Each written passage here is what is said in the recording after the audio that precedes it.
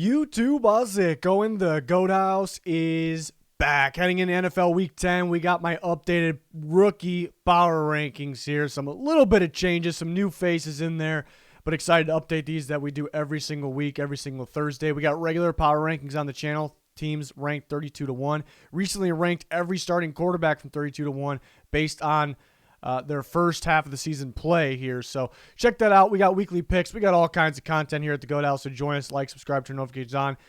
Be much appreciated. Any link that you're looking for down in description, comments. Also got some recent videos pinned in the comments as always. Here's our Twitter.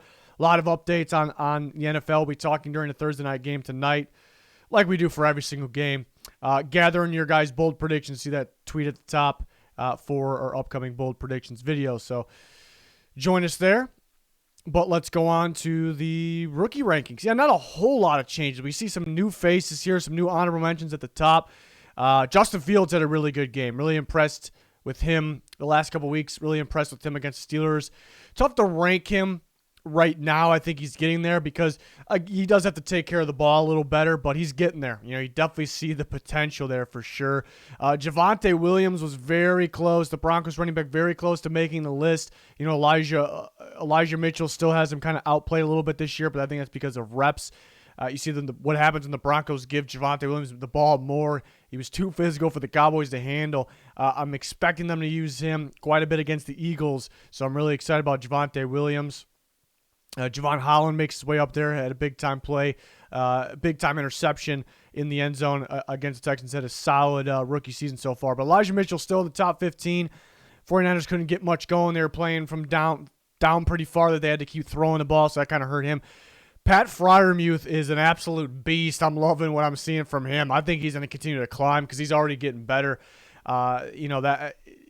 He's in the red zone. He's such a big-time threat. He had a crucial catch to lead to that game-winning field goal in the Bears game Monday night, which the ball was put pretty much on the ground. It was a fantastic grab. He's just been a monster. Red zone, even out of the red zone, before the red zone.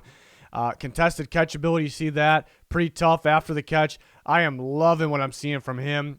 He should continue to climb, so really impressed there. Devontae Smith has been pretty solid this year, but, kind of waiting for that big game. Has a big game against the Chargers. Himself and Hurts, kept them in that game. The offense, it felt like they did enough in that game to win. Was really pleased with their performances. But Devontae Smith getting open downfield and running after the catch was very impressive. So he's been racking up some good production. Wish he found the end zone a little more. Wish he could find the end zone a little more. But really good week last week. Trey Smith stays at 12. It's been fantastic for the Chiefs. Odafe Away moving down 4 spots. Other guys moving up, and he's kind of gone a little quiet. Still has those big impact plays in the year, but it's gotten a little quiet here. Next group of guys, Azeez Ojulari stayed put at 10. Has had a very good season for a pass rusher. A little quiet last week. Patrick Surtain, well, this is an interesting one because now he's injured, which is unfortunate. So could he start to fall if he misses some time here? Very possible. But and he only played about 50% of the snaps of the game against the Cowboys. But I was really impressed within the last few weeks in general why he's been rising. But in the first half of that game against the Cowboys, he was a lockdown corner, lockdown player there, and was tight in coverage on those crucial downs, which teams seem to be throwing away from. So I was impressed with his lockdown ability, coverage ability there in the first half of the game. And the Cowboys got some late points, with Surtain not in the game. So, it shows that he's, maybe their best corner already. So impressed with him. We'll see how that injury's treating him. Greg Newsome has been fantastic for the Browns. We talk about it. He was up here, and then he missed a few games in a row that took him off the list, and he came back to playing very, very well. Just making big-time plays for that Browns defense. Physical, tight in coverage, very good at attacking the ball, whether it's already caught or whether it's in the air. Just very impressed with Greg Newsome. Creed Humphrey's been fantastic. He's been on the list the whole year. He's up 1 spot. Najee Harris, not a crazy productive game. Had some tough runs, breaking a lot of tackles against the Bears on Monday Night Football. Stays put at 6. And then no changes here. Even though there's no change in the top 5, there kind of is changes in a way. Really at the top, Micah Parsons, the first week we did this list, Micah Parsons was actually 1, and Jamar Chase took over very quickly and stayed there with his dominant performances. The last couple weeks, a little disappointing from Jamar Chase, but he's still done so much where I feel like he still has to be number 1, but Micah Parsons is very, very close. If it's another week like that where Parsons goes off, which he's been the last couple weeks, and Jamar Chase actually on a bye, so Parsons could catch him right here. So it looked like a runaway for Jamar Chase, not so fast. And Rashawn Slater's been fantastic for the Chargers. I think the top three separate themselves. Maybe there's a little bit of I think the top three separate themselves. And then you got Mac Jones, who hasn't been super productive the last couple of weeks, but doing his job, being accurate, finding ways to win. Kyle Pitts had a bad drop last week, but still been productive enough there to not drop those guys. But I do think the top three separate themselves. It's really not just Chase by himself anymore.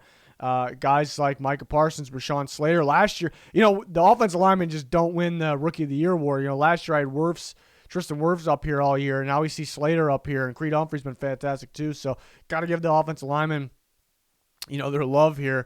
But yeah, not too many changes, but yeah, we'll see. There's some weeks where there's a bunch of changes, and we'll see if this week could be that. Rookies obviously starting to play more and more, make more and more impact, makes sense here. But here we are going into week 10, so see how these guys play. Can Parsons take that one spot? I think he has an opportunity. It's going to be interesting for Parsons because we've seen him mixing it up between playing edge rusher and off-the-ball linebacker. Last couple of weeks playing a good amount of off-the-ball linebacker, again, compared to the weeks before that playing mainly edge rusher. And against a team like the Falcons, which the Cowboys play this week, I think you could blitz them, and Parsons is a good blitzer from the off-the-ball linebacker position. So that makes sense in terms of a matchup problem for the Falcons. But Randy Gregory goes down in practice. He'll miss several weeks. So, do they use Parsons off the edge? I would probably use them both, but I'm very curious to see what, I know he's going to be a factor. I'm just very curious to see where he mainly is that factor, if it's that blitz game from the inside or if it's off the edge. So curious to see. Parsons has a good shot here to maybe, Chase has been so dominant, so it is pretty hard to take him off that one spot, but we'll see moving forward. But let me know your guys' rankings in the comments. Always talking on Twitter with you guys as well, so check that out, link down below. Back every week with these power rankings. Again, we got regular power rankings. I also ranked essentially quarterback power rankings, 32-1. That is a very recent video. I'll put a link in the comments for that. We also have weekly picks, score predictions, and a lot more, so join us for that. Check it out. Like, subscribe, turn notifications on. Be much, much appreciated. But that's going to do it for this one. Thanks for watching. Goodbye.